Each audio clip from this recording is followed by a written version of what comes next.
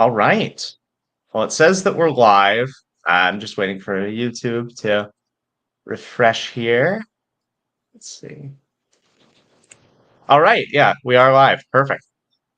Yeah, sorry, that was on my other screen there. Should have turned that audio off. So yeah, this is a stream that I've really been looking forward to for a while now.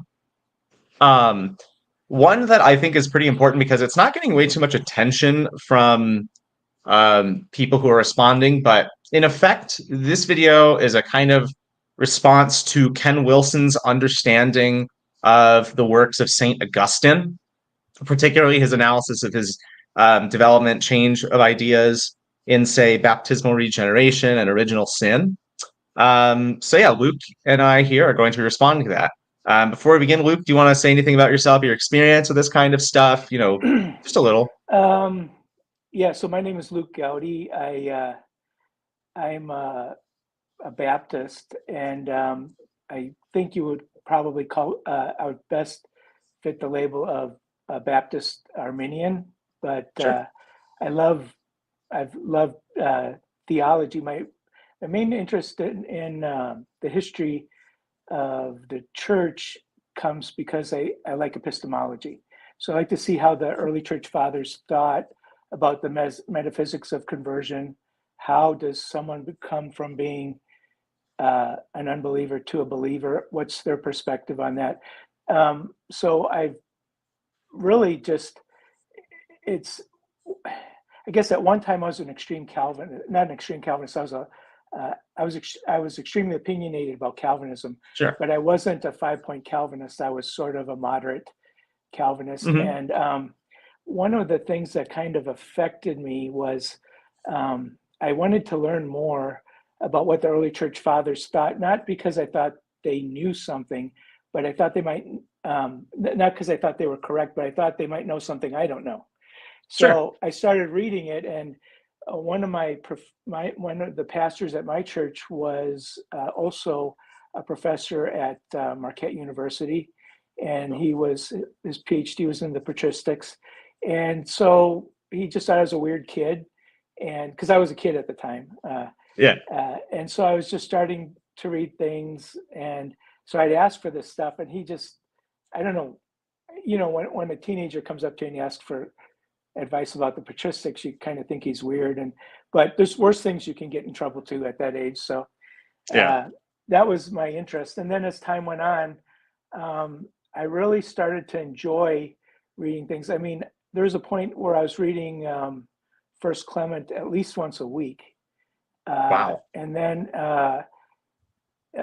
I went in school in university. I was in the sciences, but my side thing was Japanese economics and Huh.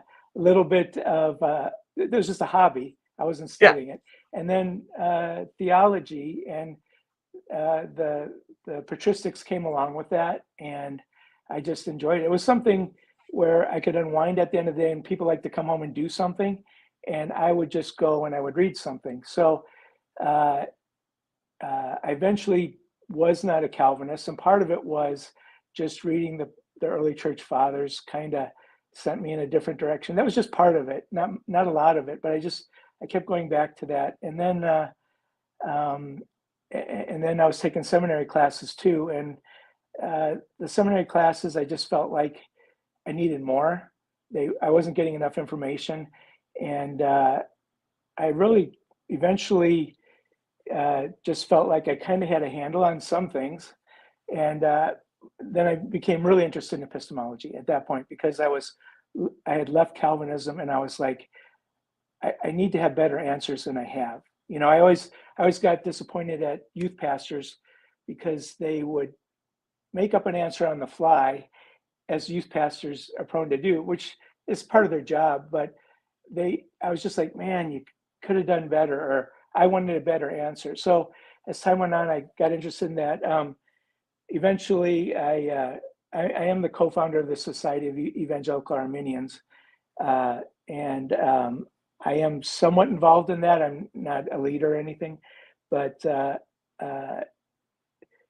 so Ken Wilson's book eventually I saw it mentioned in something by David Allen. I think it might have been an article about atonement, but I suspect it was an article he wrote in response to James White about sort of what relates to epistemology, but conversion, what that involves.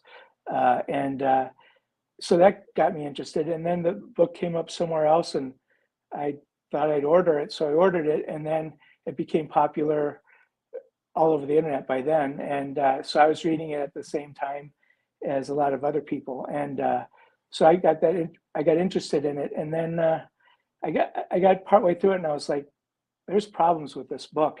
And so I set it aside. And then some of my Lutheran friends, some of my not Calvin, I don't think I had any Calvinist friends at that time talking about it. So mostly Lutheran friends were contacting me and saying, I know you read this book, you mentioned it. Did you notice this and that? And they noticed more than I did, that's for sure, because I had stopped halfway through.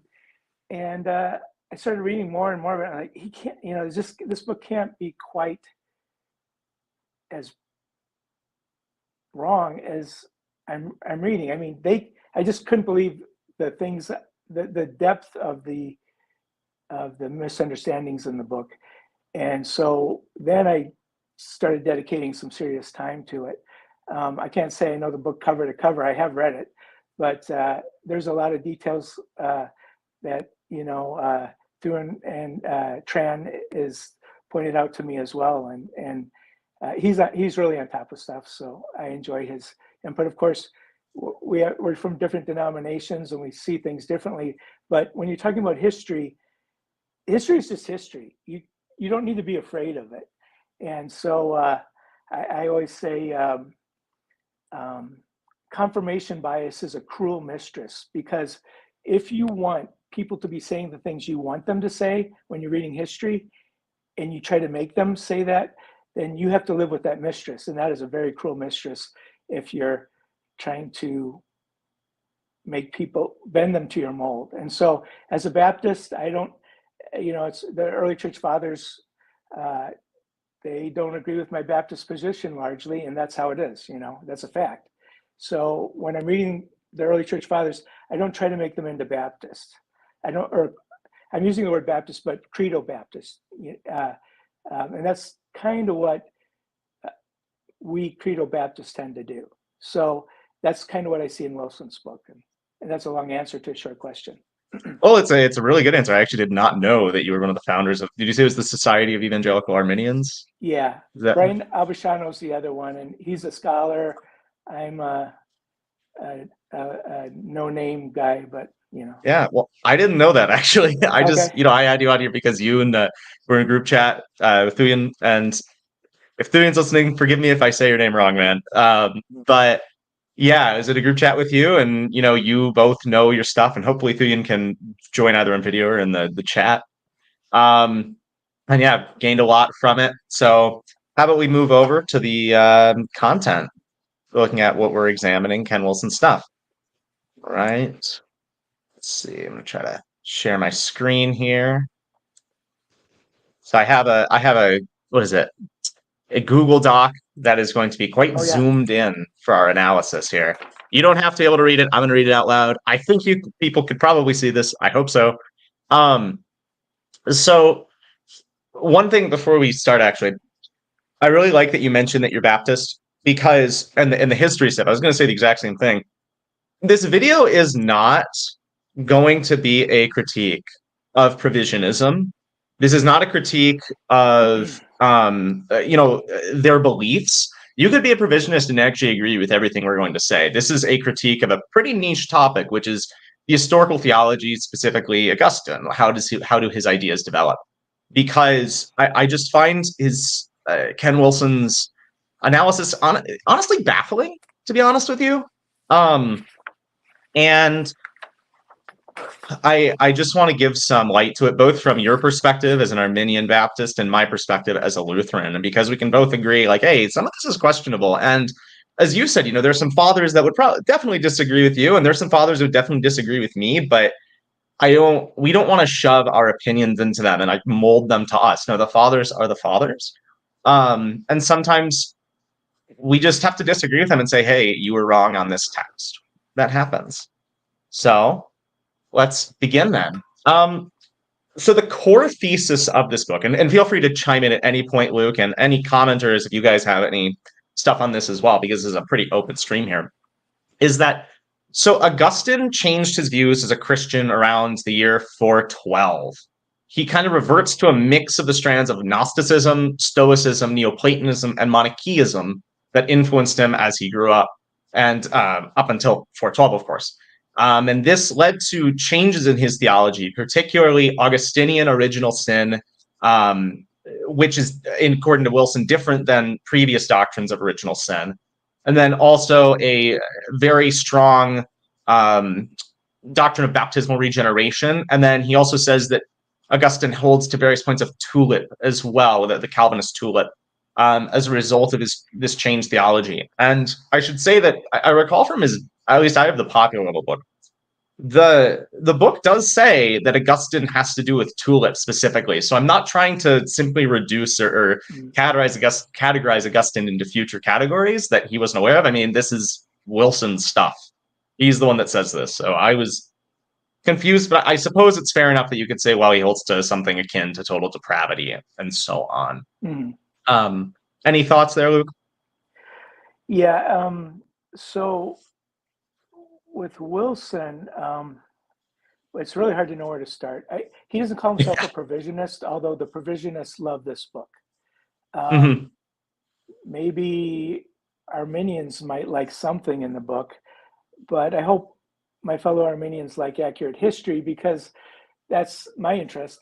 And so I do agree with, okay, the problem with calling Augustine and attaching it to Calvinism is that's for an audience that is non-deterministic credo Baptist. That's a word that they would use, because it's almost slinging mud. And the reason I say that is Augustine, after 412, was deterministic compared to how he had been before.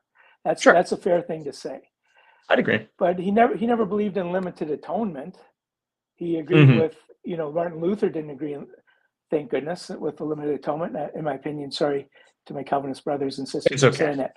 But he didn't believe in once saved, always saved. Now, he did have a view of the perseverance of the saints that would mesh well with Calvinism. But with Calvinism, if you were saved, you became a believer, it was because you were elect, and then that perseverance continued for all who believed. That wasn't the same with Augustine. He did have a perseverance of the saints, but he believed that there were some who were genuinely had been believers and baptized and were fully, united with Christ, who would fall away.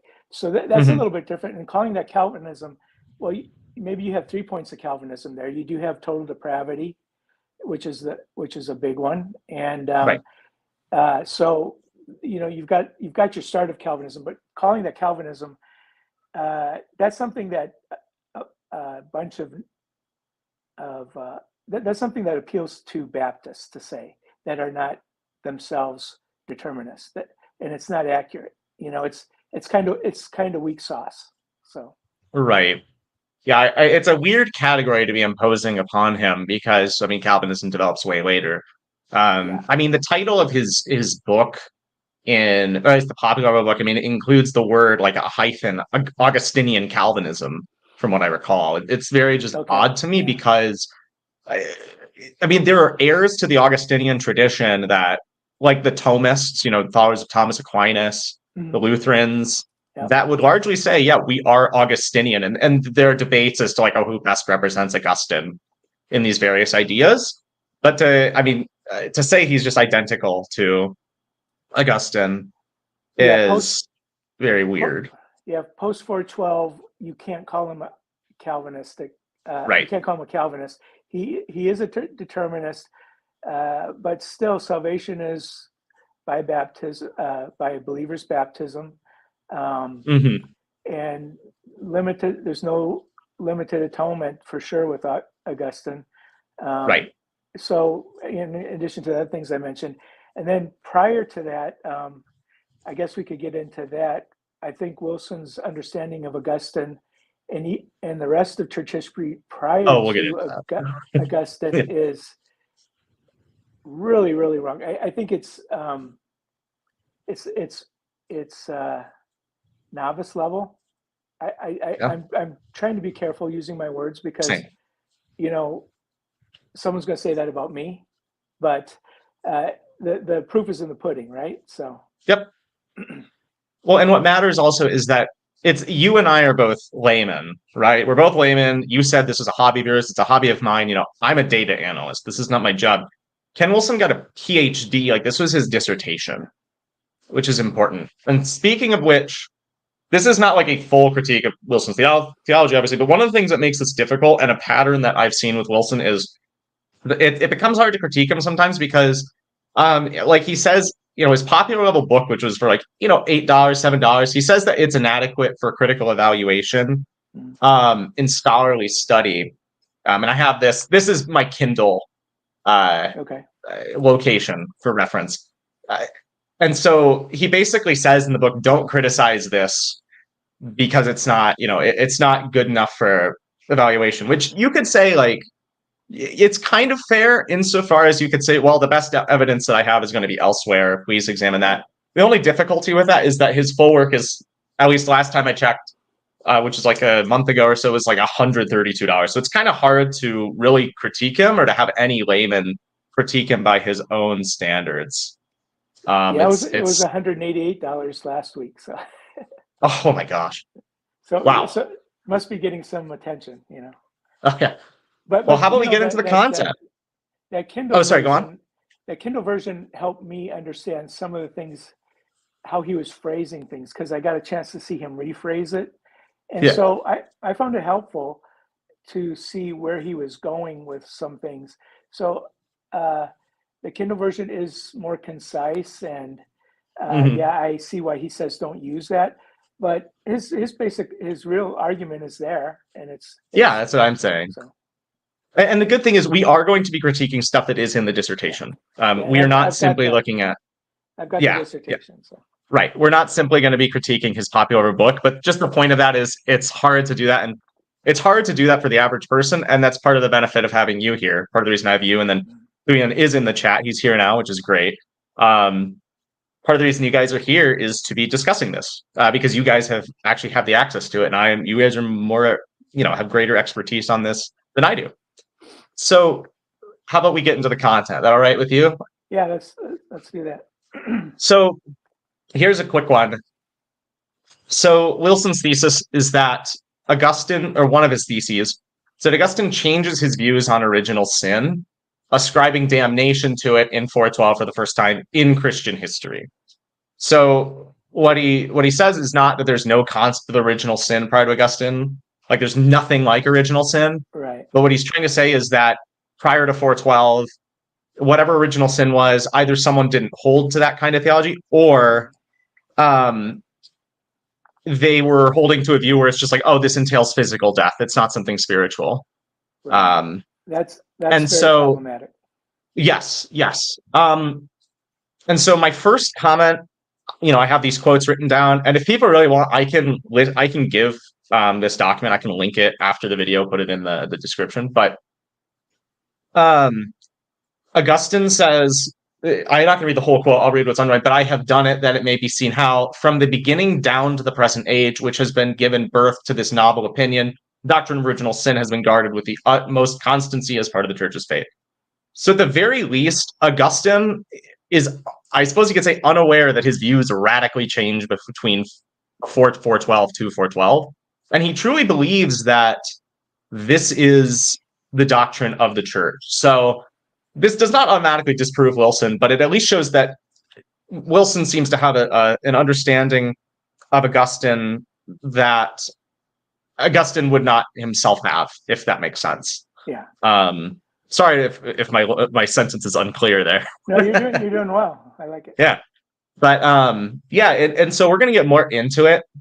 But what's important is that a lot of this, in my mind, a lot of what Wilson does in his book is analyze Augustine, I think, and ascribe things to him that Augustine would almost be unaware of himself. Like, not that we know ourselves absolutely perfectly, but there are things that Ken Wilson will say that I'm like, how would Augustine be unaware? So one example I like to give is I used to be like a non-denom evangelical, right? And the error that I tend to fall towards, and this is just a fault of my own, right? This is not necessarily a good thing or a bad thing. I mean, I would lean out towards it being bad because I'm a little harsh, but if anything, my conversion out of there, I've become more harsh on evangelicalism than I was before. Such that like I am probably too harsh. You know, my friends have corrected me, like, no, you're being too harsh. I'm like, yep, you're right.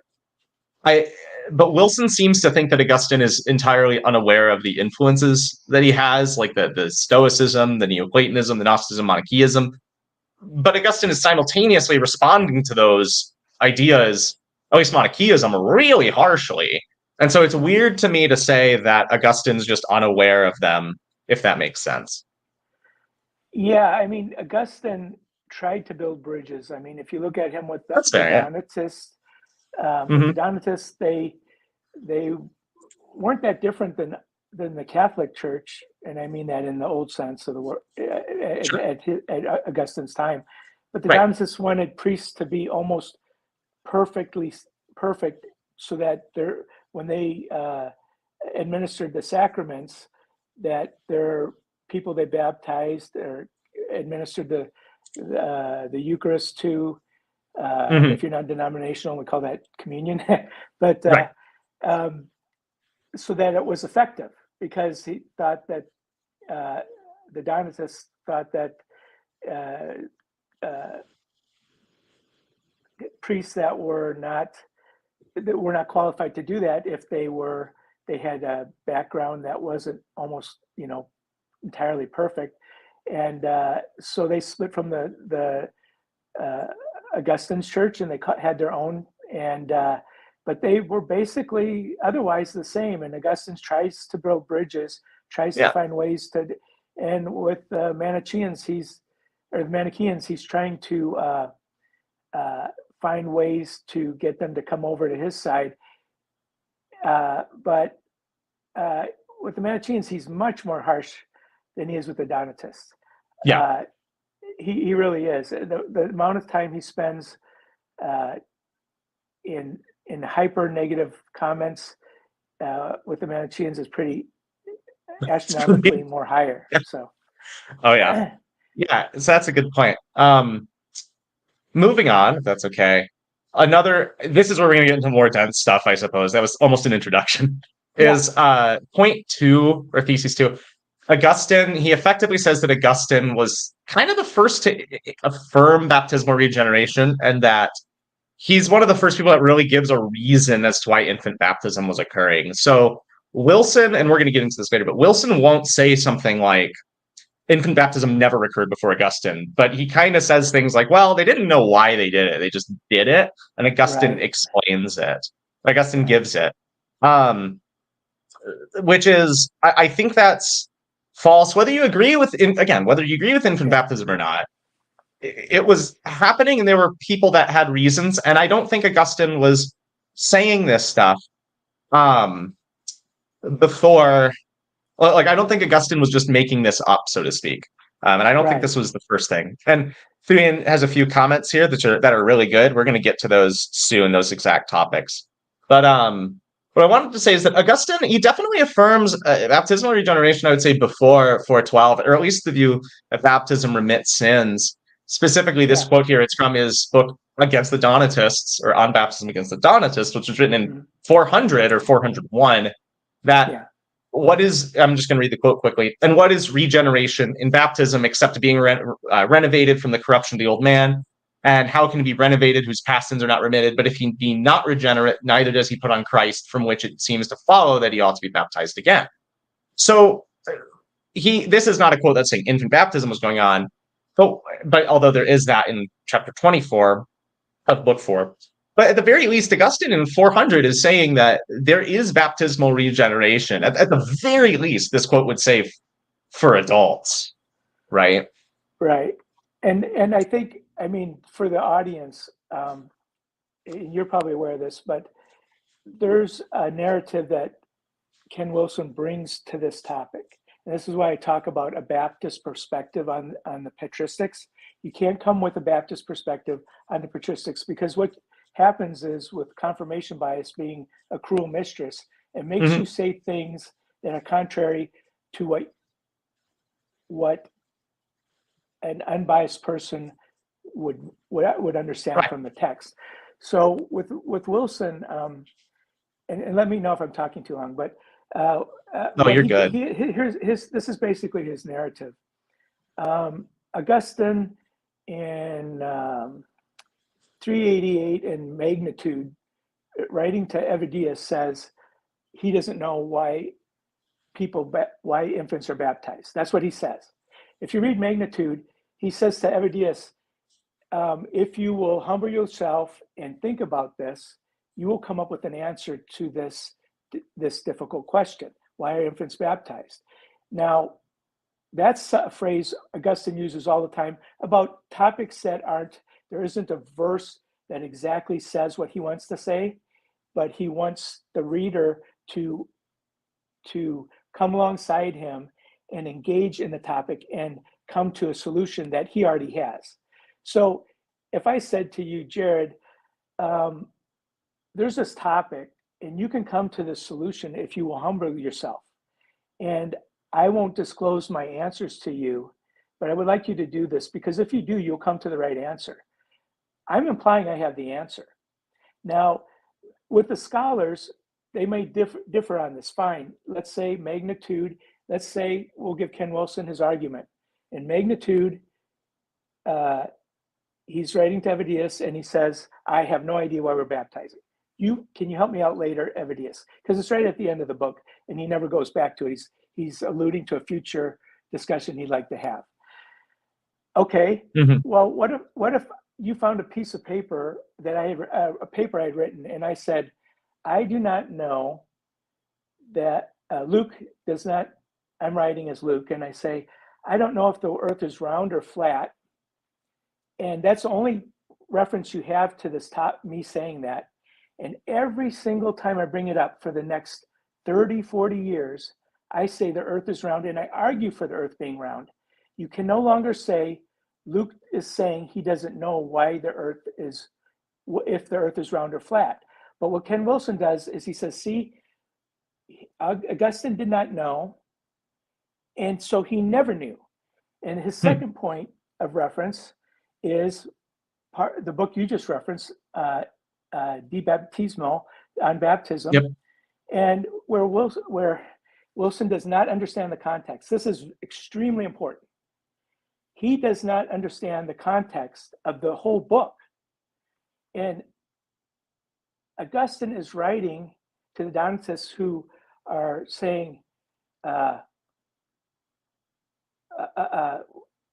your baptism of the Catholic Church is useless because your priests are scum. And he's saying, you in the Donatists, your baptism, or in people in Augustine circles, the Christians, we'll call them Christians. I call all of them Christians because they're not arguing about other things essential to Christianity. But, and he's saying, no, you guys, your baptism doesn't count because you are not having fellowship with the true church. And if you don't fellowship, read 1 John. If you can't have fellowship with believers, then you're not a believer. That kind of thing. So what is happening is Augustine is writing to people. Both sides are saying your baptism doesn't count. And in the passage where I think it's book 4, passage 30, section 30. He says, actually, wait. No, it's it's 14 or 19 of the discussion. He says, this is the phrase Wilson will focuses in on. He says, well, is baptism, rebaptism better for people who come into Catholicism from the Donatist side from the heretic side, is that better, or is no baptism better? What Wilson doesn't understand, when he says no baptism is better, both sides were baptizing. So he's not talking about anyone who isn't baptizing, but there were people in the Donatist church that were baptized as Donatists, and there are people in the Catholic church that were baptized as Catholics.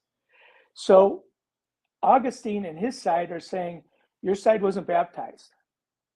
And the other guys are saying, no, you're not baptized. So they're both saying they're not baptized. So when Augustine says, is it better not to be baptized? He's saying, you have been baptized in that other church. And then he goes on to argue later that if they would come into the Catholic Church, their baptism would count as salvation, which is different than what Wilson is saying. Right. Wilson is saying, since Augustine didn't know, then baptism wasn't important. But if you read the entire book, Augustine uses salvation and baptism over and over again as connected. So what Augustine does is he says, I don't know if whether baptism or rebaptism is best. I don't know. Well, he's talking about people who have been baptized. He's acknowledging they've been baptized, and he's acknowledging that baptism saves them. But when they come into the Catholic Church, that baptism that saves them is retroactive. So there's no baptism without salvation, and Augustine says so. But Wilson has not read that, and so he's reading it as a confirmation bias Baptist with a cruel mistress who she teaches him the wrong thing. So when he reads it, he's like, oh, I found this phrase. Augustine doesn't know if baptism or rebaptism, what the difference is. Now, I gotta get a drink here. Yeah, do what you need, man. Yeah, I'm learning a lot right now, and I'm sure all the viewers are. I did not know any of this stuff. This is really this is great. So then Wilson says, and look, he doesn't use John 3:5 as a proof text. And so that proves that he wasn't even thinking about baptism. Well, Jared, all you got to do is read about 30 more words, and he uses it as a proof text. And he uses a proof text twice in that passage. He uses it, that's book 4. Book 2, he uses it as a proof text. And book 6 of the same work, he uses a proof text. He's using it as a proof text. But Wilson has got this narrative going on. When we talk about Tertullian, then he goes and says Tertullian doesn't think children should be baptized. That's not what Tertullian is saying, but we can get to that. But so that's where this whole kind of, and I'm just going to, my Baptist friends, I'm a Baptist, but this is a Baptist narrative. This is a Baptist narrative forced upon the patristics, and that's what's going on there. And to be honest, the patristics are not going to say things that the Baptists like, by and large. Sometimes they will, but there's debates in the early church. Baptists can point to that, but they can't point to these major names, most of them thinking that baptism does not solve some kind of problem coming from Adam. And we can talk about that, but we're going to get there. Augustine is not the first to say that it saves children from damnation. It definitely doesn't say that. He definitely doesn't say he's definitely not the first to say it doesn't solve lots of problems caused by Adam in the afterlife. So before I forget, and those are all good comments. Before I forget, Thuyan's been sending some stuff in the chat, and I want to just react to them, so to speak. Yeah, he says here, to be fair, Wilson did admit that Cyprian lists reasons for infant baptism, including forgiveness of sins, only to turn around and say that Adam's sin isn't mentioned and that infant baptism removes the stain of sin. So yeah, I mean, there's just an example of someone before Augustine saying that there is a reason for infant baptism. Well, sorry, even more than that, in that passage, in that section of that book, I could read it, in that section of that work, Cyprian says it is for salvation. So that's an important word to use. And then he says Christ came to save the lost. Hmm. not to destroy them. In that context, where he's using that passage from Luke, I think it's 9:56. Um, he's Christ is talking about salvation there, and he's talking about the destruction of the city. But Christ is saying he's coming for salvation, which is the umbrella topic. He's coming to save these people. And Cyprian says, well, if we baptize infants, we're saving them from being lost and from destruction. And Right. then later on, he talks about that, yes, they've sinned less than anybody else because they haven't had a chance to sin, but it's for remission of sins Hmm. related to Adam. Right. So there's a sin that they're being baptized for that saves them, prevents them from being lost, and saves them from destruction related to Adam. And so if you want to say Augustine came up with a new articulation, okay, I grant you that. His articulation of original sin is different, or it Right. is at least more complete. Like if you like Augustine, then you'll say it's more complete, it's more precise. Hmm. If you don't like Augustine, you say, well, it's different. But as a Baptist, I can't get away from the fact that what is being talked about here is a forgiveness of sin that the child hasn't committed, that comes from Adam, caused by Adam. And there's various explanations in the early church fathers, like contagion, sin contagion, Hmm. stain of sin, taint of sin, those kinds of things. Hmm. But that has to be solved for most of the early church fathers, for them to say those children will be in the kingdom of God after death. So Yep. those children will not be in the kingdom of God to almost all the early church fathers. Yep. Chrysostom would probably be the exception, but by almost large, I mean, Ambrose says, hey, I don't know what to do about this because this verse is very strong. John 3:5 is a very strong verse. I'm concerned that there's no hope. He hopes, but he doesn't have much hope considering the way that's phrased with Ambrose. So the early Yep. church fathers, yeah, they have different opinions about the afterlife for those children, but the Adam sin is the problem. Right. Yeah, and that's really important. Again, I love how you keep emphasizing the fact that it's a confirmation bias thing. Like we're not like in this video, I'm not even attacking. Like I'm not saying therefore my view is correct or infant baptism is biblical. This video is Right. just is Ken Wilson getting the interpretation of history correct. Right. Right. Another comment, this is really interesting. I actually was not aware of this either. He says that effectively he says that Wilson in his popular book claims that Augustine's Ad Magnitude was written in 405, but it was written in 388. Yeah. Um, It was I early. I'd have to check that myself. I hadn't heard of this, but if that's true, that's really bad. Yeah. Yeah. If you go to there's a cool website. It's kind of, but if you want a really good dates and it's real easy, just Google I have that website. Yeah. works of Augustine, Yep. Augustinians of Australia. It's a Yeah. good site, but they have all the dates. Yeah. I have. I've just started actually. So I've read a few of Augustine's works before, and I tend to read patristics like straight through, if that makes sense, where I try to Yeah, read them. that's good. Yeah, and so I'm getting onto Augustine now. I've read his On the Trinity and Confessions and a few letters of his. But yeah, I have that website and it's really good. Unfortunately, I don't see that. I just hit Control F. Oh, he says page 56 of it. Through the end. So I want to see this. If so, I'll share my screen. Give Right. me a sec. Ugh, I don't use Kindle much. I really don't like it too much, but hey, if it's Yeah. cheaper for this kind of book, I'll do it. Let's see. Ah, I'll just have to go back like this. Page, I think he said 56. Okay, let's see. Is this right, Thean? Okay. Oh yeah, around 405. Okay, CE. Let's see the footnote. See this. That was number 407 or 107. Ah, sorry. Um, that was my fault.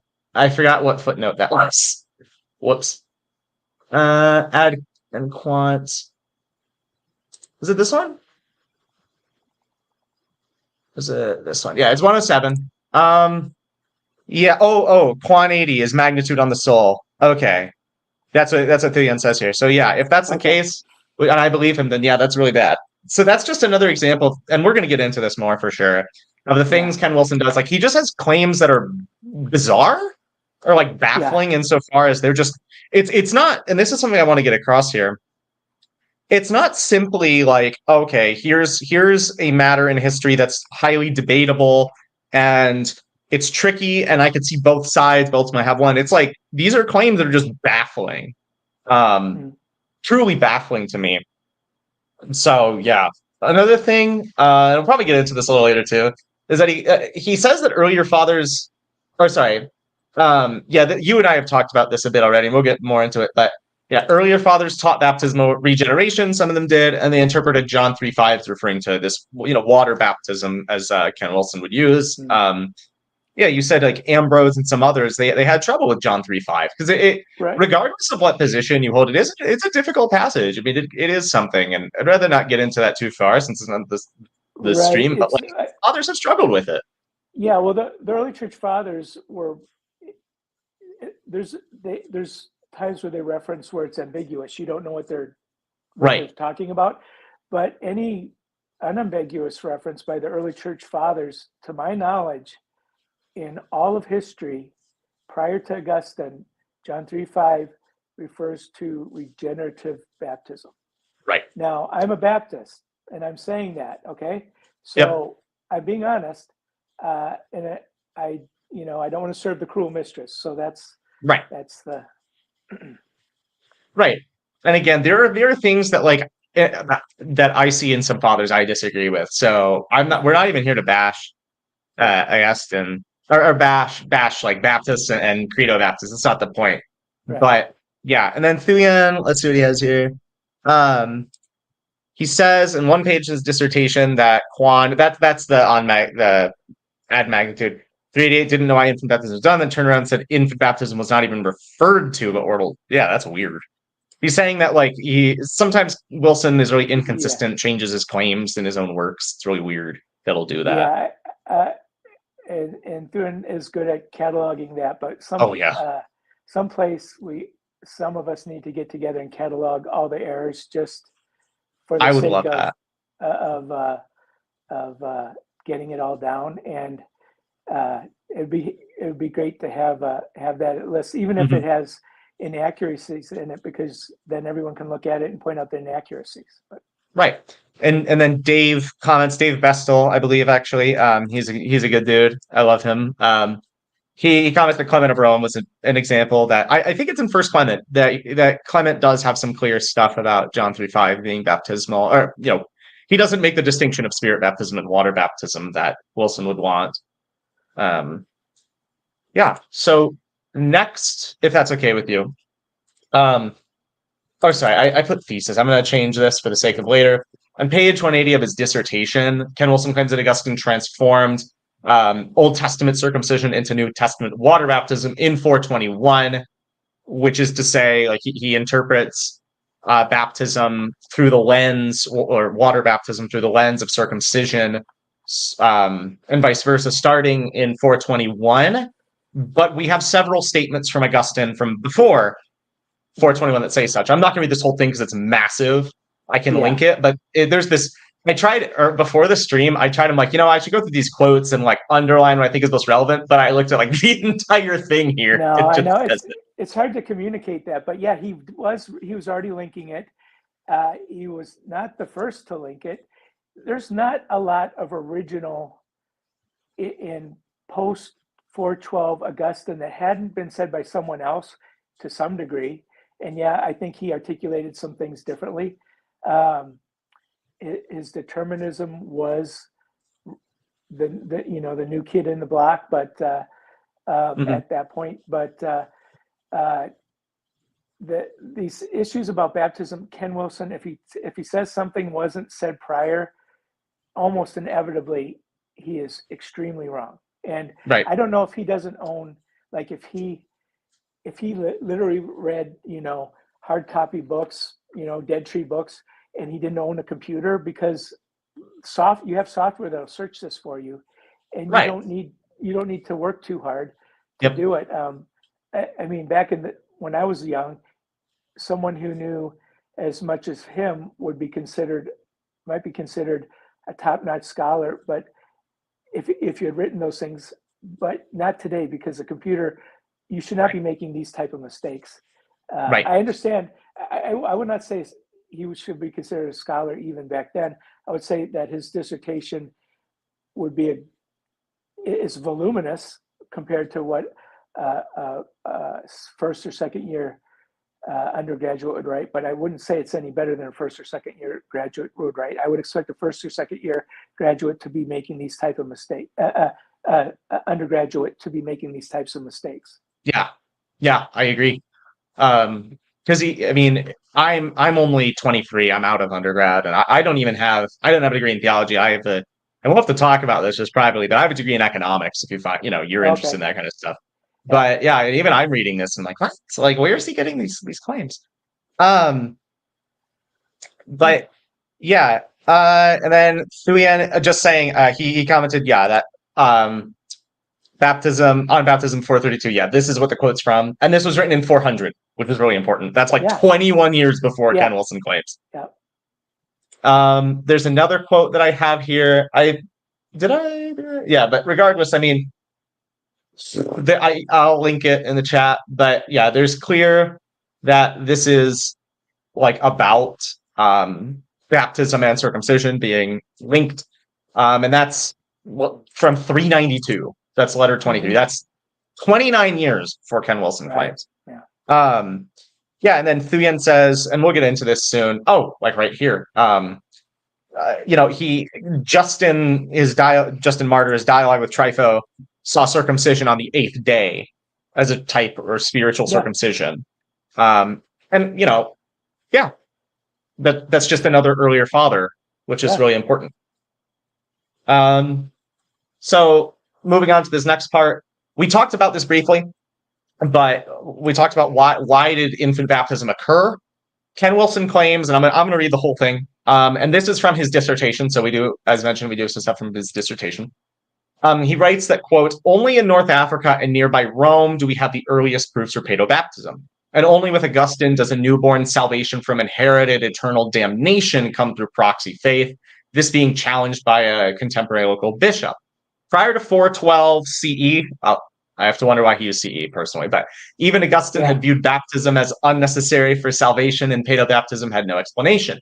Therefore, concurring with Sage's assessment, speculating in apostolic origin for paedobaptism as forgiving damnable inherited reatus appears precarious. That's his claim.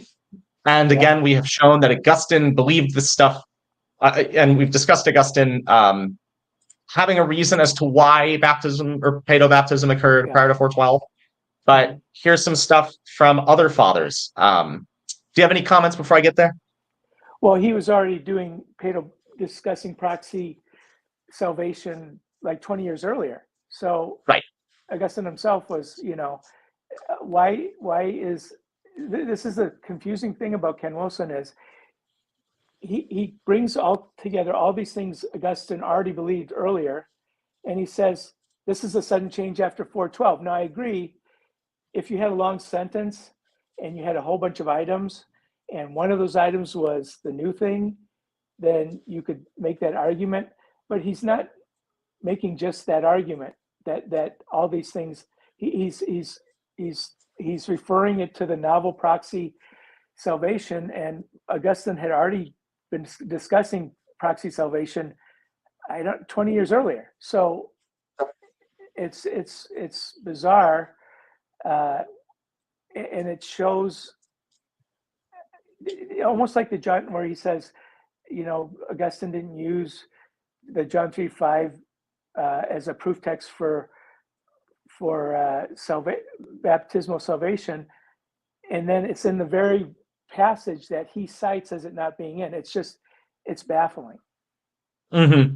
Right. A lot of Ken Wilson stuff is just baffling. It's like I just wonder where he gets this almost, because it's not a fault of mine, I mean, it is good to have benefit of the doubt for people, and I'm very charitable, but one of the things that's hard is I'll read this, I just have to wonder, I'm like, he has to, like, where does this come from almost? Like, where is he getting all of this, if that makes sense? Yeah, Because I mean, I have a it's theory is baffling. that I mean he says he learned this while he was doing his doctoral dissertation, but I have a feeling that if I talk to students that knew him before that or people that knew him before that, he'd been saying things like this already. That's And possible. I just this is not something there's no way you read all of Augustine and miss the context of the passages before and after and zero in on a phrase. Maybe he got and used that phrase in the way Credo Baptists would use it as a proof text Hmm. against paedobaptism when the passage is a defense of paedobaptism. Yep. Yep. I agree. And so, yeah, that's really important. And we don't want to get into his mind. I don't want to be saying things like what are his No, I motives, know. but it's confusing. It's you got to wonder. But yeah, here are a few quotes mentioned that where well, Irenaeus, fragment 34, as mentioned, he cites John 3:5. For as we are lepers in sin, we are made clean by means of the sacred water and the invocation of the Lord from our old transgressions, being spiritually regenerated as newborn babes, even as the Lord has declared, unless a man be born again through water and spirit, he shall not enter the kingdom of heaven. So we see Irenaeus has a view. He has baptismal regeneration, and he doesn't say like, "Oh, therefore we baptize infants," but at the very least, he's giving a reason why why baptism is done, at least for adults, and he's citing John 3:5, which is important. Right. So, yeah, and then this one's really interesting for me, or almost funny how Wilson tries to get away with this one. Hippolytus or Hippolytus, in his Apostolic Traditions, chapter 22. He says the bishop will then lay his hand upon them, invoking, saying, Lord God, you have made these worthy of the removal of sins through the bath of regeneration. Make them worthy to be filled with your Holy Spirit. Grant to them your grace, that they might serve you according to your will. For to you is the glory, Father, Son, and Holy Spirit. I think that's very clear, but according to Wilson, this is very opaque and we can't determine what Hippolytus means. Yeah. Oh, I that's so bad. It's in his popular book somewhere. I could look. I'll see if I could find it. Yeah. No, it might not. It must be in his dissertation. I don't have it here, but there's definitely a citation for it. If Thuyan have it, if Thuyan you have it, that'd be great. But I know he does it. Do you have any comments so far? No, I'm actually looking for that exact reference where 20 years Thuyan earlier. says it's in the dissertation. Yeah. Oh, I know where Augustine earlier refers to proxy salvation. Oh, sure. Whenever you find that, let me know. And if you have Okay. comments, feel free to interrupt me at any time.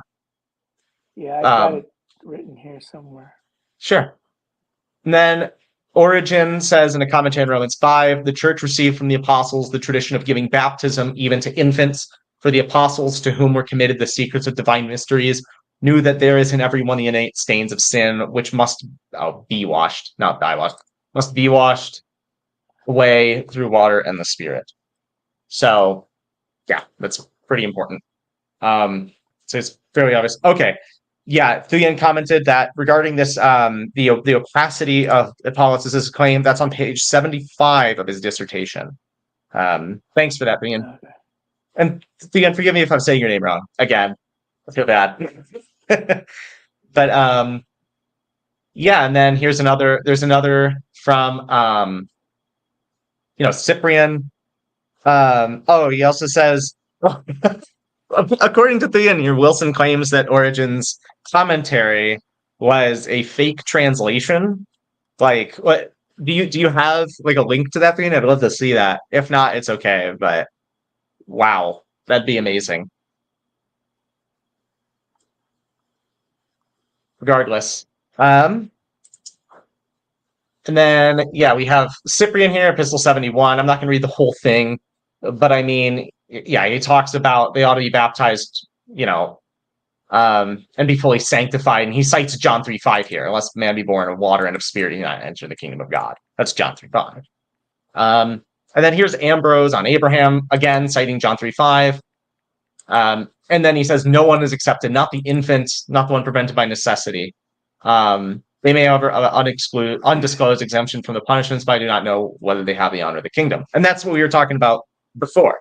That's what we talked about before, wherein, Ambrose struggled with John 3:5. And they have different views on the afterlife. So, yeah. So yeah, I found the Proxy Salvation was written by so Wilson says after 312, Augustine introduced Proxy Salvation, or use that as an explanation. But in the book, in the writing called On Free Choice of the Will, 32366 is the reference.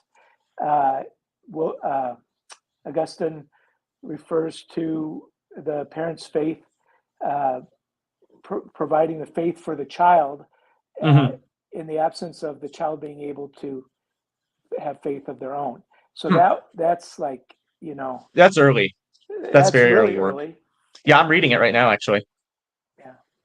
It's a good one. It's a fascinating work. Even if Augustine develops different, this is just a quick discursus, but I've read my fair share of church fathers, and Augustine is just probably my favorite to read, because before him, there's like a lot of fathers are they're interesting in themselves, but a lot of time you're like, I could get a lot of this stuff from other people, whereas Augustine, like, you truly see a massive intellect, and the stuff he's working with is fascinating, whether you agree with him or not. And then Thuyan says here that, so regarding that claim earlier where he says Wilson claims that Origen, his commentary on Romans, was a fake translation, he adds that the reason that it's false, according to Wilson, is, well, somewhat circular, that it's because he taught Augustinian original sin. He disagrees, so it's fake. And he says that it's in pages 74 and 75 of the dissertation, and that we're going to get to this. I have another citation of this, but he claims that the original the original translation or the original writing doesn't say anything about this stuff. So Origen is not my strong. Neither is he mine. Yeah, but it's definitely a hot take. I'd have to read into the scholarship, but I am very skeptical of any claim, because I've never heard that claim before of like various of Origen's homilies being or commentaries just being straight false.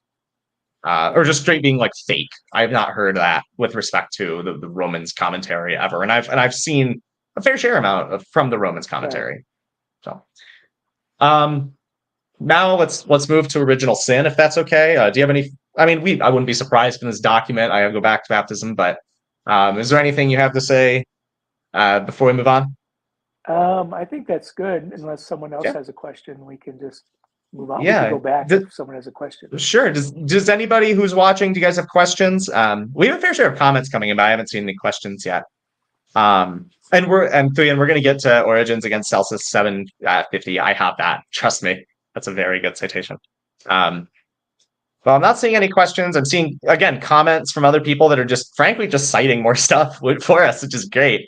They're citing some stuff that I've covered, but Aphrahat apparently claimed, certainly held to baptismal regeneration, who was late 3rd century. This is according to Dave. And I believe this is the same Dave that led, or still leads, I don't know if it's still going, I'm in too many Facebook groups, a group called, is it it's something like church, like good church father quotes for Lutherans. And what that doesn't mean he's doing a bunch of quote mining.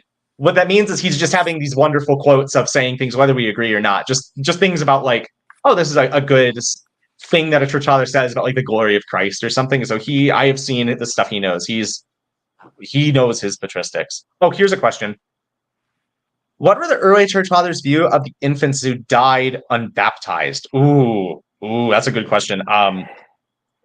That's going to be, I don't know. I haven't read them enough on this to say, but it's going to be a mix of views from what I understand. And do you have anything on there, Luke? Well, it'll be a mix of views, but they do, by and large, almost all of the church fathers that we refer to as church fathers today would say they do not enter the kingdom of God. Then they would say they'll have a variety of views. Early Augustine, who Ken Wilson approves of, said they end up halfway between heaven and hell. Yep. Ambrose says, I don't like the looks of this, doesn't look good, and for the infants, that's what Ambrose says. And And I have that quote in here. yeah. And then, according to Thean, Nazianzen saw unbaptized infants not as neither glorified or punished. So, yeah. So, but you get a variety of views, but most of them are, you can kind of see where the Catholic view of limbo comes in, because definitely. they're like, they're going to be on the heaven line. There's going to be a heaven side or a not heaven side, and they're going to end up there, but it won't be so bad, or right, or it won't be so good, depending on where you. Yeah, I recall Dante having something somewhat similar. I mean, of course, Dante follows Catholic dogma, but he has a particular view of it. Like Dante, I think was the first figure to have a truly like super developed thought as to what or vision potentially of purgatory. I mean, I don't want to get into Dante. I don't think he's making a theological claim and saying this is what I truly think it is, this is how it will be. But I think he was the most, I suppose you could say he has some vision of it. And he has some interesting stuff. And so it was definitely a view back then. And I know that was medievals, but yeah, unfortunately it's a mixed bag. And I think it's one of those questions that even I don't try to answer and say like, I just don't know. So it's tough. But that was a great question. I'm sorry that we couldn't be way too much helpful or way helpful. Thuyan's adding that Nyssa and Chrysostom, or possibly Chrysostom, or probably Chrysostom, would say that they're in heaven. So yeah, mix of views. Chrysostom, yeah, I could see Chrysostom for sure, and as Nyssa, I could see too. But and then Chrysostom wanted people to become children of God earlier. So he would say, well, why baptize children so that they can be part of the kingdom of God before they die, and they'll enjoy the benefits of that. So but still, that's infant baptism for salvation. It's just it's not the same as Augustine, though. It's not the same, right. I from my reading of Chrysostom, and because I haven't read way too much of his stuff, I've read a fair share, but I don't recall. He never really has a full like. I don't think he even really has. He just doesn't have Augustinian original sin, from what I've read. So. And then, Dalton asks again, didn't that change with the Council of Ephesus or Carthage, that the view of the view of the infants? Frankly, I don't know. The Carthage is where, Cyprian is writing from that, where the 66 leaders met, and then he uses that. The early church fathers referred to him a lot, and Augustine refers to him a lot. And the people who are arguing for original sin, that phrase and that complete understanding, refer to Cyprian quite a bit, because Cyprian has all the elements there, and he doesn't have any window that he leaves open for anything other than necessary baptismal regeneration. Now, someone could try to parse what he says a little bit more, but the post 411 fathers are starting to look at him more and more, and that's really where Wilson should have focused a little bit more on this topic. He should have focused there rather than the Manichaean. I don't know why I keep pronouncing it wrong. It's okay. Angle, because even if you want to argue for that, all the elements are strongly there in other fathers who are not Gnostic leaning in the least. Right. And I forgot to mention this early on, but I think it's of value, is that part of my concern with Ken Wilson's work, or part of the alpha, is by proxy, like as somebody who affirms original sin, some of these doctrines, I mean, he's kind of saying that, in a way, he's kind of saying that I and others have been duped into believing Manichaean stuff. Yeah. Which is part of my concern. I think that's foolish. I believed this stuff before I read Augustine, frankly. But I think I think it's too easy of a smear. I mean, they can make their arguments, but the arguments need to be good. You can't just with the evidence that Wilson puts forth doesn't work.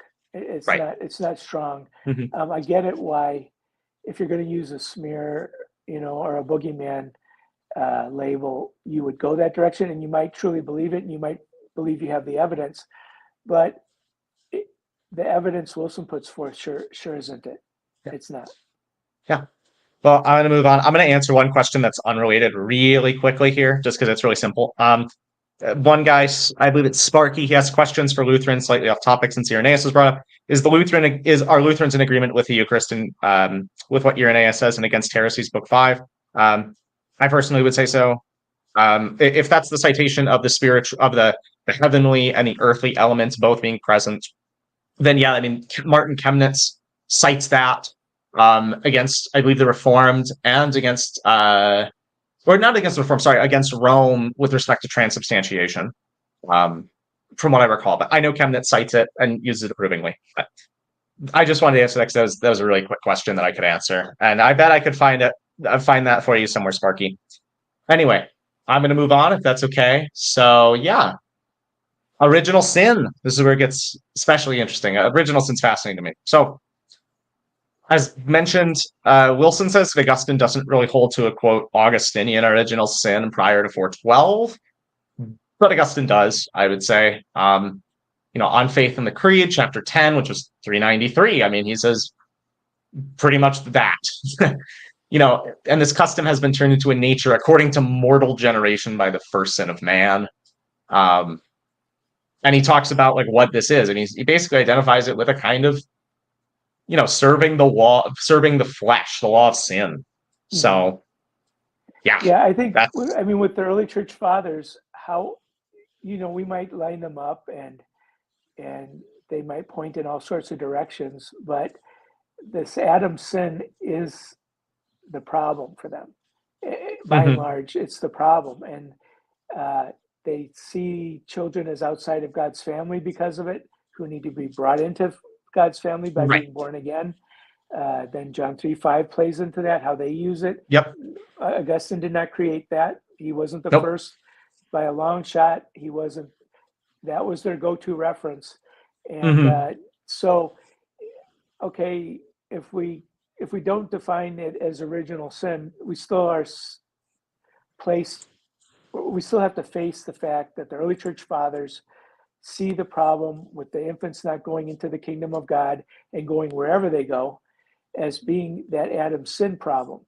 And so you could argue Augustine had, it was a more delineated view and a more harsh view with the consequences for infants than is seen broadly in the early church fathers. But you can't say he made it up out of whole cloth as much as Wilson claims. Yeah. I'm going to move on from the Athanasius quote. I don't think it's as strong as I was going to think, but you're right. And we're going to get to more church father quotes on John 3:5. I mean, what matters is we're not claiming that every church father before Augustine and around his time was just straight Augustinian before Augustine, right? What we're trying to do is say, oh, well, they have theology that maybe they don't agree on everything, but there's some stuff that they're really close on that Wilson is not acknowledging. And yeah, here's some stuff on original sin from fathers before Augustine that sound pretty Augustinian.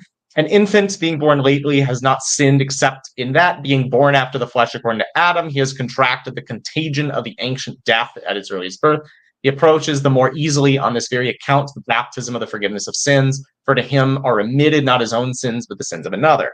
So and thanks, Dave commented, great channel. Thank you, Dave.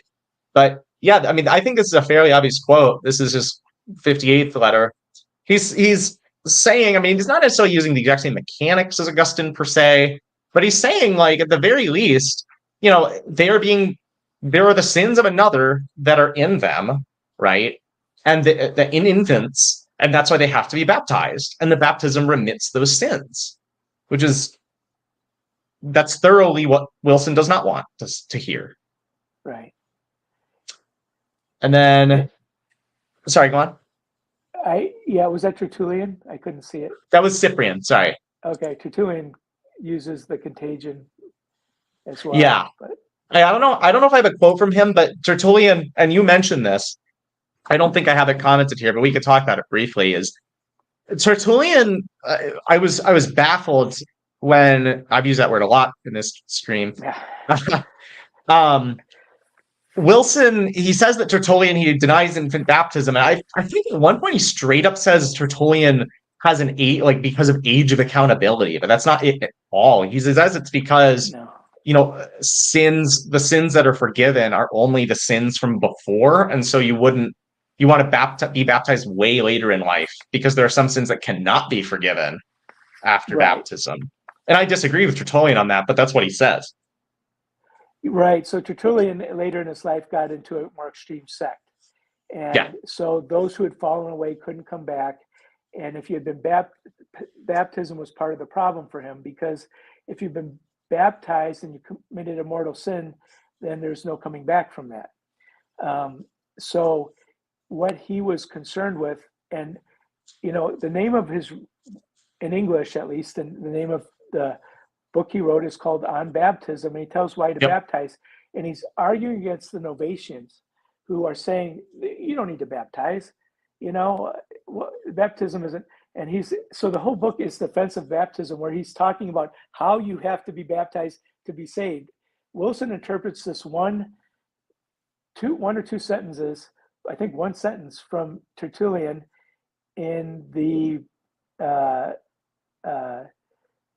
this biased way, which is that when Tertullian says, let the children come to me, and then we'll baptize them later. What Tertullian's afraid of, and I'll prove it in just a second, Sure, is that we're going to baptize children, and then they have a lifetime to commit mortal sins.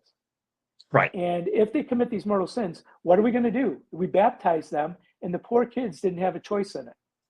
And now they commit the mortal sins, and they can't undo what's happened, and now they're condemned.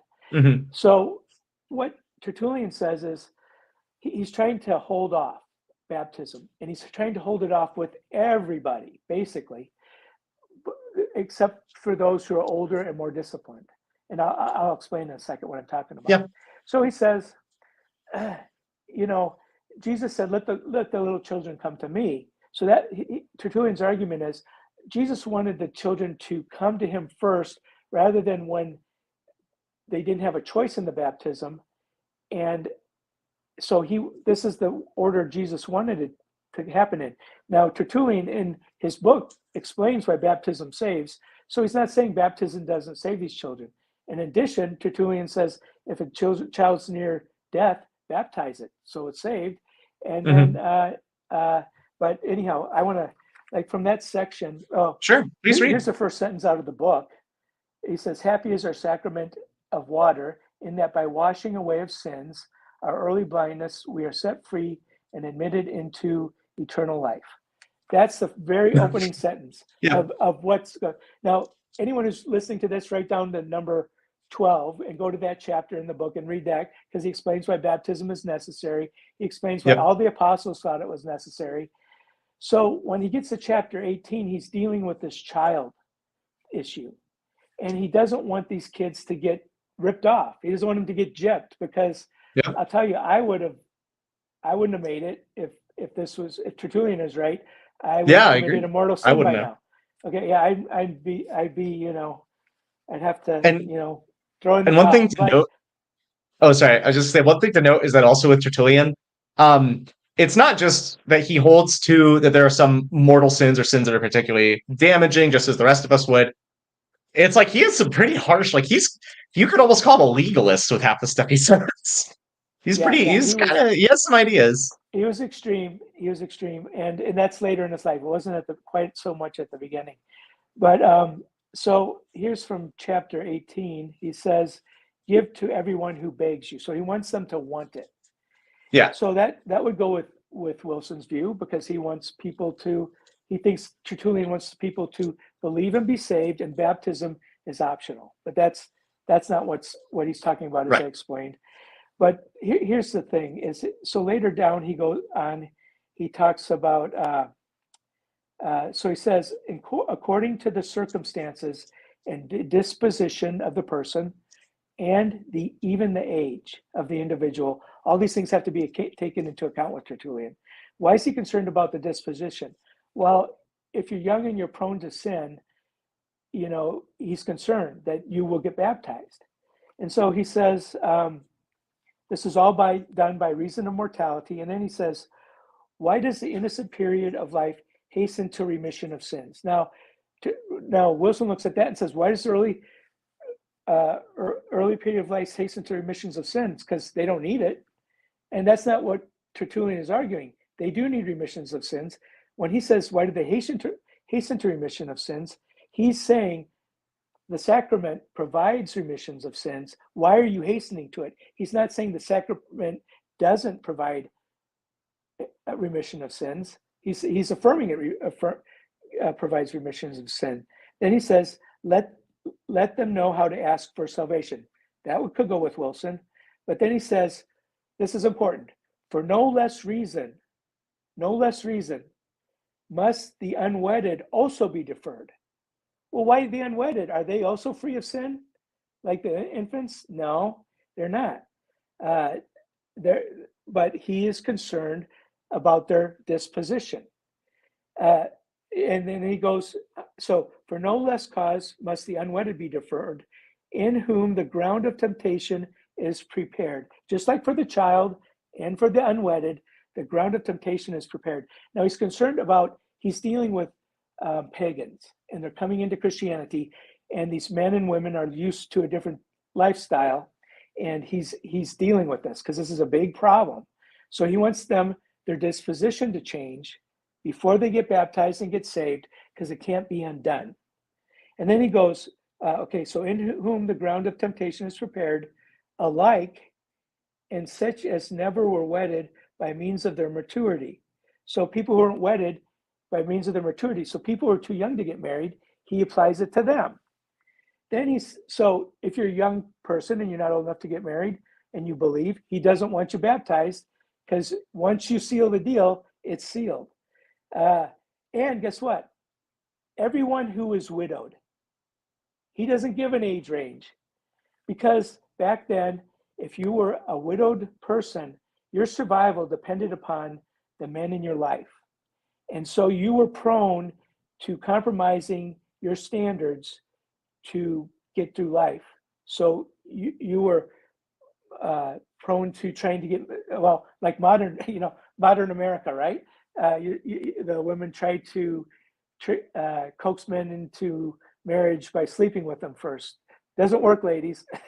But they were making the same mistake. But he applies it to men and women, okay? But he just says, but with the widowed, he says, yeah, there's a temptation there.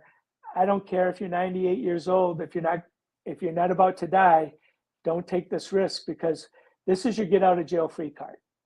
Don't play it, because you only get out of jail once. Right. And so he goes on and says it should be, the people who should be baptized are fully strengthened in their countenance. And he ends by saying, understand the weighty import of baptism. They will fear its reception more than its delay. Sound faith is secure of salvation. So the way he sees it is, you should fear baptism, the reception of baptism, more than you fear its delay. And this is in section 18, people. So please read the whole section, because Wilson hasn't. And you will see, everyone should fear the reception of salvation more than its delay. Children, young people who are too young to get married, widows, people who don't have a good countenance, good disposition. He calls them, when you get to maturity and you're old enough, he calls that sound faith, where your faith is strong enough to persevere and receive salvation through baptism and persevere to the end. Maybe I'm that old. Maybe he's talking about me. Maybe I'd be ready now, but that's how he views it, right? So I'm almost 3 times your age. I'm 2.85 You're what, 30? or something. So he's talking about me. I'm ready. So he would say, Luke, are you sure? And I'm like, yeah, I'm sure. And he would You baptize don't look me. it. But Wilson doesn't understand this. He thinks he's reading this as a Baptist and says, delay the infant. Yeah, He has not right, read the next 100 words. He has not read the right. thousands of words that preceded this in the book. He hasn't read the first sentence of this. Apparently, if he did, the confirmation prevented him from seeing it. The cruel mistress has prevented him from seeing this. Yeah. I love the phrase "the cruel mistress" of what is it of confirmation bias, right? I like that. And that's Shakespeare, but I was I haven't read Shakespeare in a long time. me Um, neither. yeah, here's some more quotes from just Jerome.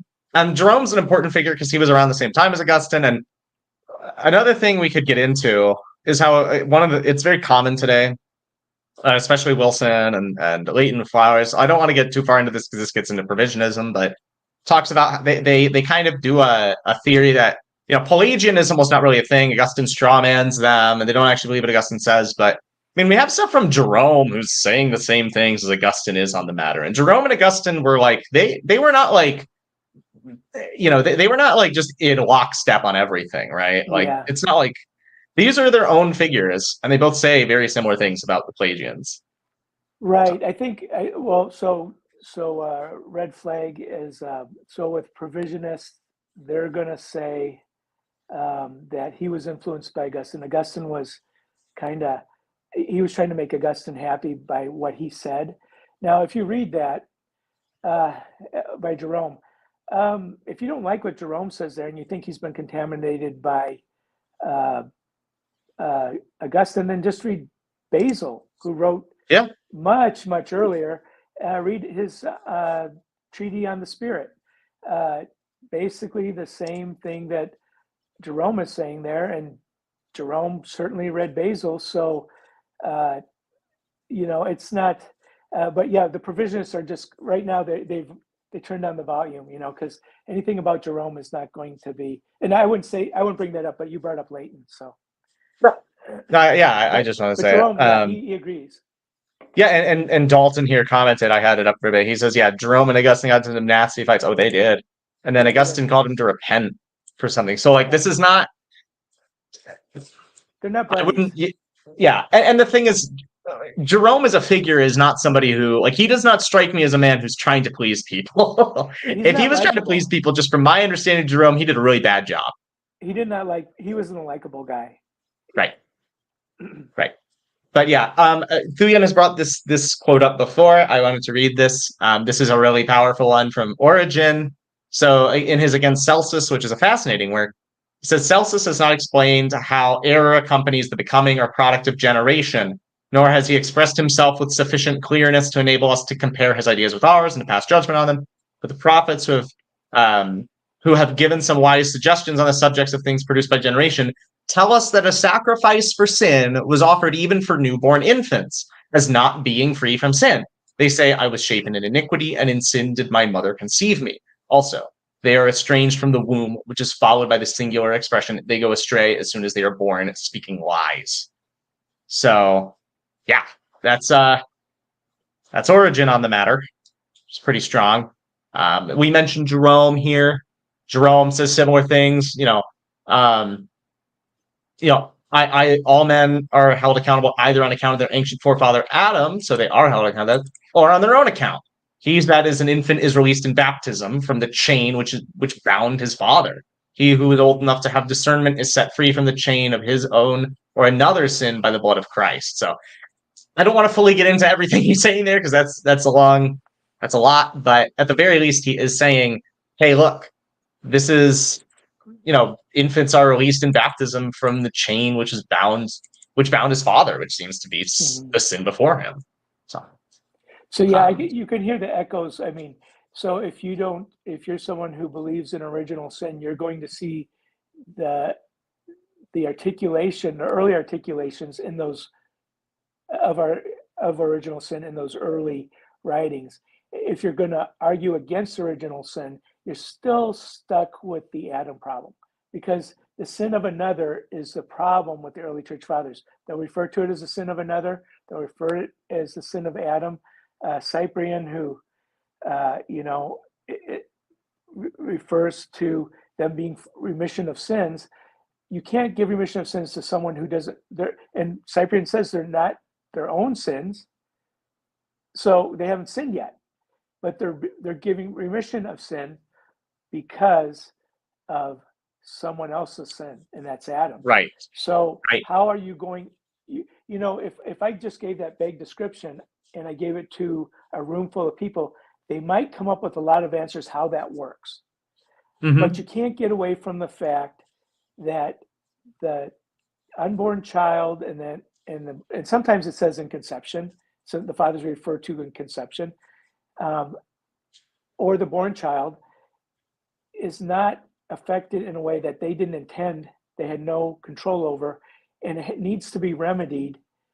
And it needs to be remedied by a sacrifice related to Christ and baptism. Yeah. You can't get away from it. Oh, sorry, go on. Yeah, you just can't get away from it. That's all I said, is you just can't get away from that problem. And so, I encourage my fellow Credo Baptists, just let the fathers be the fathers. You don't need to own them. Let them speak for themselves. Right. And the thing is, like, as I've said, I don't agree with everything the fathers say. There's stuff in there that I'm like, yeah, I just don't think they're right on this.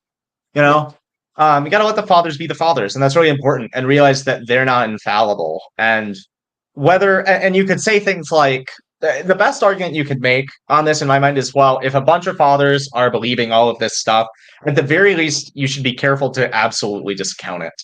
Right. It's kind of how I view things. But yeah, that's a whole other topic, and I know you're into epistemology and all that, so yeah, I love epistemology.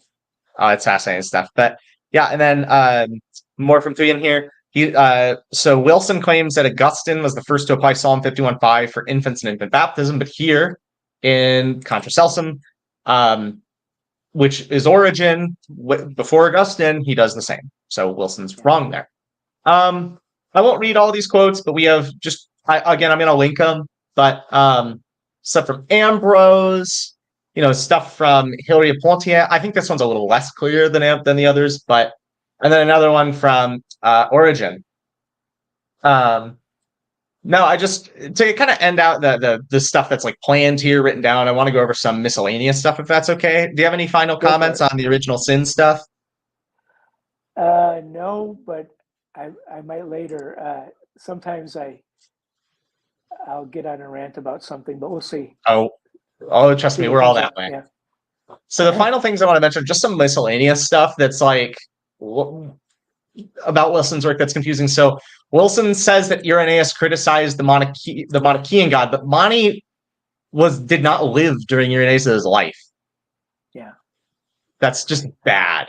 Like, that's just and there's parts of his dissertation, where he says he'll say something, and it's like, that is not an academic way to say something. So he'll say the Pelagians. I just posted something on this on Twitter the other day. The Pelagians had no answer to why infants were baptized. And then you look at Augustine arguing with the Pelagians, and so it's the passage where Wilson is referring to, and Augustine explains what the Pelagians thought about baptism, and they say it's necessary to enter the kingdom of God. They have the same answer as many of the early church fathers. They're not unique. And I'm like, why did he do that? In the next verse, he says Augustine didn't know why. And it's like, you look at the passage he's referring to, Augustine explains why he's, there's just some points to that. It seems like a rough draft to me. Yeah. It really does. And the more you read it, and if it doesn't seem like a rough draft to you, and you've read it before, then just kind of think about some of the things we're talking about, and then go back and check everything we've said. Is it true? I expect I'll say something that isn't 100% accurate, but most of the things I've said, I'm very confident about. And then just kind of think about this. how many pages can you go and not find an error? I think about the part where he says that the early in the conclusion of one of the sections, he says the early church fathers did not believe. He's proved that the early church fathers did not believe man needed assistance to come to faith. And then it's like, no, you didn't prove that. You didn't hardly discuss that at all. That wasn't the point of everything you discussed. Plus, when he talks about Irenaeus, he describes Irenaeus as having a robust Augustinian view of salvation. Only difference is, and I can look it up if you're interested in it, but it's right, on the section about Irenaeus, it says only the fathers didn't think God withheld any of that from anybody. So what he's really describing is sort of like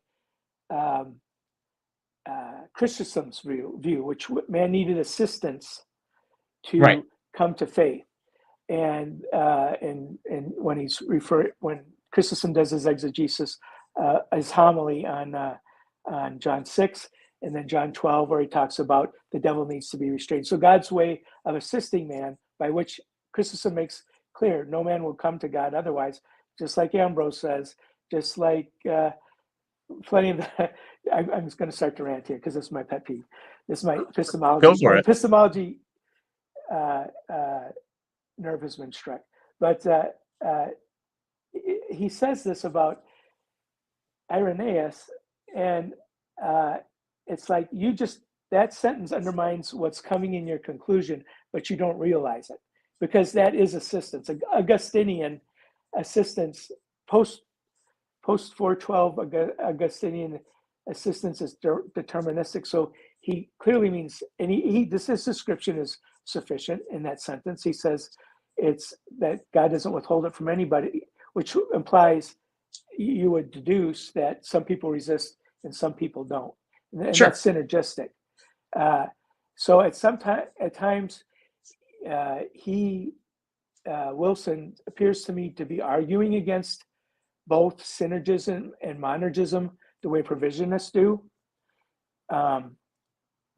Provisionists will say, yeah, you don't need synergism or monergism, you just need information.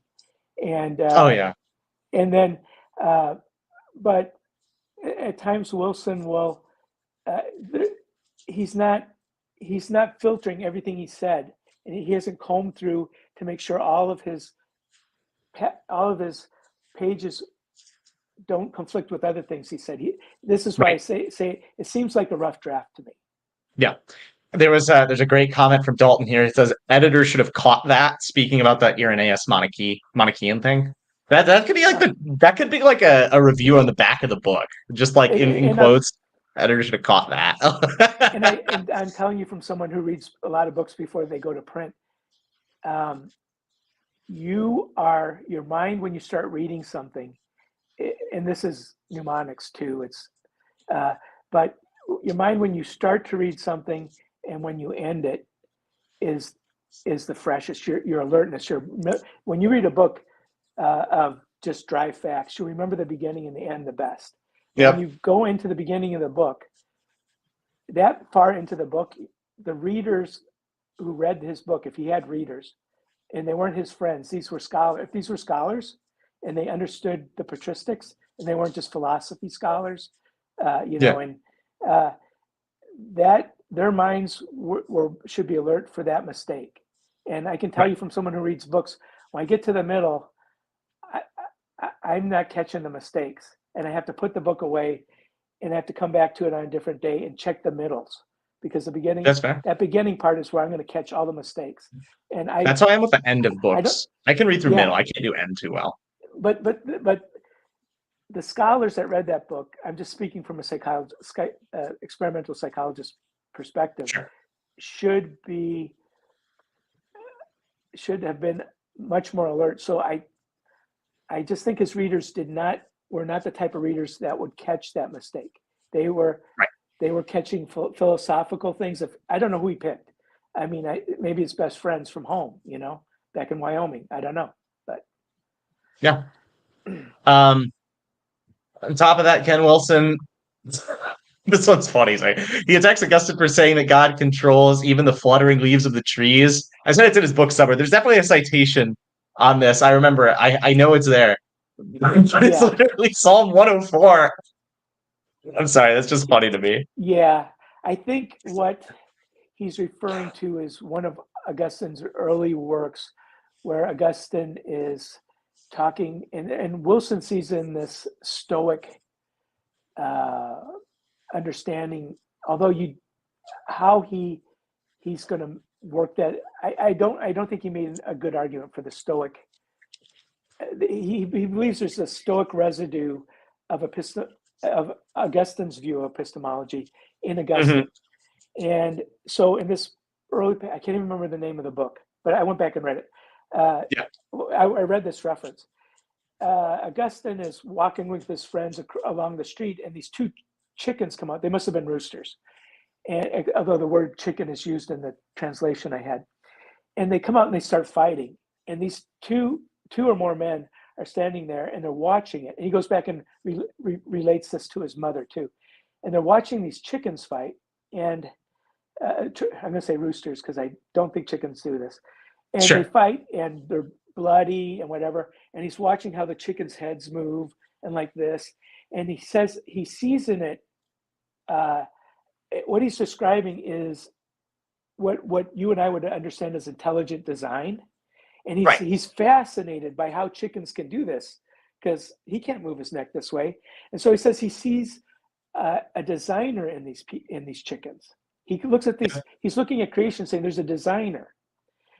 And then he says, I see in these roosters a law at work, a law that informs how they move. Now, to Hmm. me, that sounds like intelligent design. It sounds like a law of thermodynamics. It sounds like, as experimental cognitive psychologists would say, I see that people relate to other people. They read the beginning of the Sure. book and they remember more. They read in the end of the book, they remember more the end of the book than the middle. Or a list of numbers. You'll remember the beginning and end the best, not Yep. the middle. And I see a law in that. There's a law in there. Now, when I say that, I don't mean I see someone controlling your thoughts. That's Right. different. And that's what I see Augustine saying. Now, I am not the one to critique Wilson on this point, but I suspect that Wilson, I'll just bite my tongue and say Sure. that I don't think I don't think he researches things well, and I suspect if someone smarter than me and more knowledgeable than me looked into that, they might have a different opinion than Wilson. Yeah. That's what I'll say. Sure.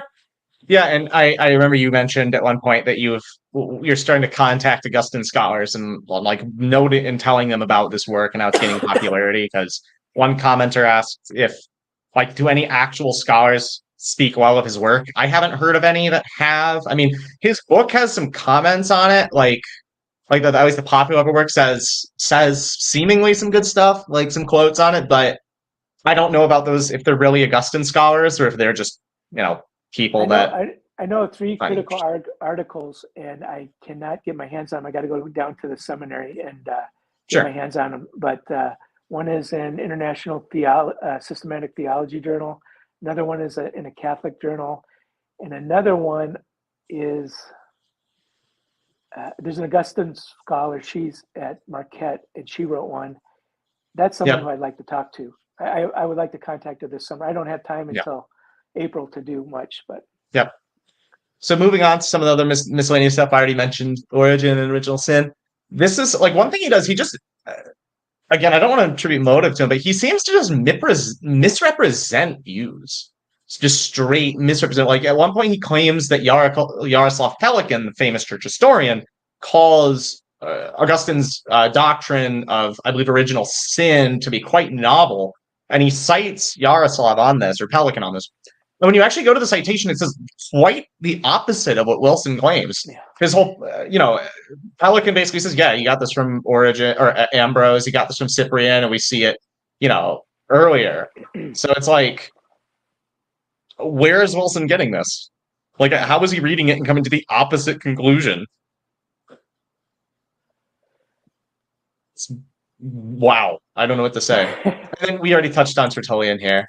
Um, It also says stuff about baptism, blood. Um, that's a whole other topic we don't need necessarily to go into. But final thing I want to say is just that, or two final things I want to say, and you can definitely speak on the latter a lot, is that when confronted with quotes, he often says that the church fathers being hyperbolic or using figures of speech. So like I've seen that when you send him this stuff, he's like, oh, they're just being hyperbolic, right? They're just Right. he just hand waves on this, like the Apologist quote, oh, it's so super opaque, and this stuff, it's very, are they being hyperbolic and being figurative? But one thing that this is what makes me really concerned about this whole thing is that Ken Wilson, a lot of his fans, and I don't know if he has done it particularly or Flowers have done it either, but a lot of his fans, and I've been really concerned, is that when you and Thuyan especially will bring forward critiques, some of the responses are just, you guys don't have PhDs like he does.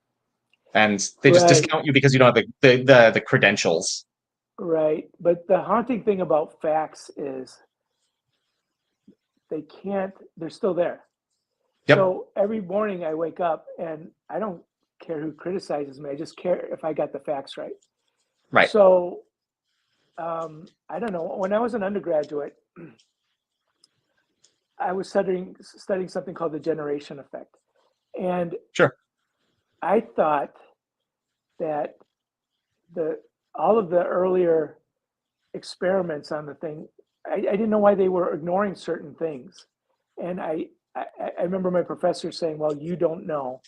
You can't do this. Well, in my undergraduate, I studied that and I did an experiment and I was like, okay, this is a fact. Now, today, no one disagrees with that, what I had observed, but it took time.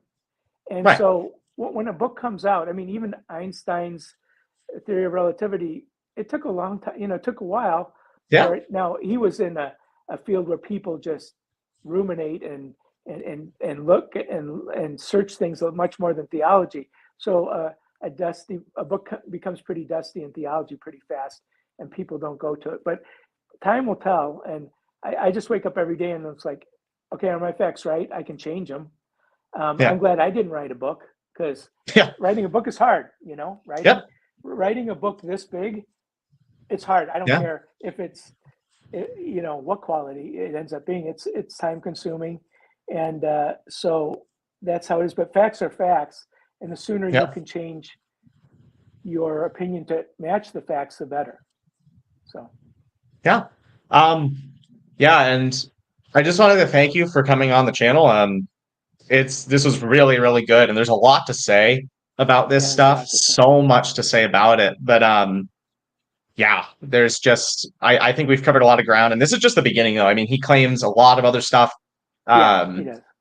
but I think this covers the most important stuff, and it shows the quality of the work that he's putting out. That even though we haven't touched on the other things that he's done, the very least, this should make somebody hesitant to Yeah, give him much credence on the matter. And I just want to do this to spread some degree of awareness among those who are not provisionists, because he's getting really popular on like Soteriology 101 and some other provisionist channels, but we need to start responding, is my point. And yeah. you and I Thuyan have mean, been at the forefront of it and doing so well. yeah. There's other books. I mean, just read the early church fathers. If you're going to spend 188 or Yeah. get it at half price, and it's even if you get it at half price, it's still an Yep. expensive book. Yep. But why not find a translation of the early church fathers that's in simple English, more modern English, or if you Yep. can't read the older versions, and you're going to learn a lot. And uh, I mean, uh, almost everything we referred to today, you could read in less than an hour. Yeah. Maybe Augustine's on baptism would take a lot longer, but Tertullian, uh, you know, uh, Cyprian's epistles. Yeah. yeah, Cyprian, man, that's what I've got a printout here. I don't think it's even 18 pages. So, Yeah. Yeah. just read those, and you're gonna. If someone makes a claim, if someone makes a claim pro Wilson, and you see an anti Wilson perspective, uh, that contradicts him. I mean, not anti Wilson, but contradicts his perspective. Go read the Church Father and read the entire passage. Understand what the book is about. Who's the audience Yep. that the Church Father is writing to or about, and then read those comments by the early church father, you're really going to get informed. And I mean, that's kind of how, when I was younger, I looked at the church fathers. I didn't look at them as having all the right answers. I didn't look at them as necessarily having any right answers.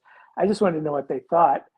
And like the knowledge I know that I do have that's right, I got then. You know, I haven't learned. As you get older, you learn less, I think. But I mean, you learn less quickly. Well, yeah, the marginal learning, I suppose, yeah, decreases over time. right. Yeah. Well, thanks again for coming on. It was really good having you here. And don't be surprised if I reach out again. We do more either on Ken Wilson or just other stuff because, you know, as somebody learning, of course, that you did stuff with the Evangelical Society of Arminians. Is that right? Yep. Or as, the Society of Evangelical Arminians. Sorry, that's right. I'll probably yeah. You can. So the Society of Evangelical Arminians. There's on Facebook. There's a Lutheran and Arminian Facebook page. I'm in there. Yeah. I'm one of the early members of that. I'm not that involved in that, although I wish I was. I have to get back to it when my life slows down. I don't know when that's going to happen. But Society of Evangelical Arminians has an outreach page. It has Lutherans on it, Thuans on there. But I'm going to post as soon as I get the time. I hopefully it'll be before the end of April. I'll post some church history stuff on there. Perfect. I want to do St. Basil's view of 1 Corinthians 12:3 and Ambrosiaster, and because the provisionists don't like the Arminian perspective on that and have said no early church fathers thought this, so I'm going to be doing that. Yeah. Well, thanks again. We'd love to have you on again at some point. Yeah, you know, you've done some good stuff, whether it's Wilson or this other work you're doing. We'd love to hear about it. All right. Yeah, I'll. If you ask me, I'll come back. So. Absolutely. Well, thanks again. I'm going to end the broadcast now. See all the viewers later. Thanks again for joining.